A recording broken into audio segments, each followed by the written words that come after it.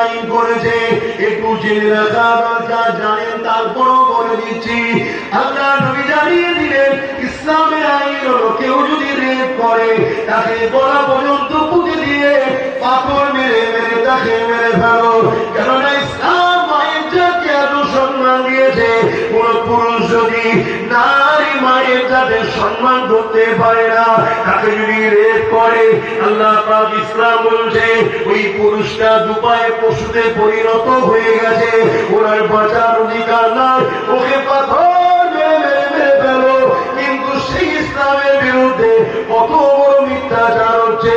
ইসলাম নারীদেরকে এত সম্মান দিয়েছে, আল্লাহ নবীর 1000 বছর আগে যখন সে দেখলে নারীদের উপরে জুলুম অত্যাচার হতে লেগেছে, কিন্তু বাপেরাই নারীদেরকে পুঁতিয়ে দিতে লেগেছে, আল্লাহ নবী নারীর বাবাগুলোকে বুঝাতে লাগলে, এ নারীর বাবারা কন্যা সন্তানগুলোকে কেন মেরে দিচ্ছ?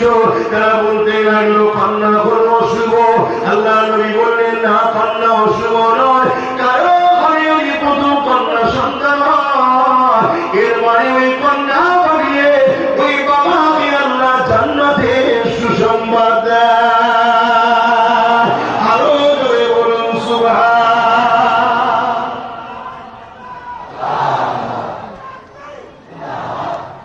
নারী কি অশুভ? নারী তো জান্নাতের মেসেজ। একটা একটা নারী, ইসলাম বলছে একটা একটা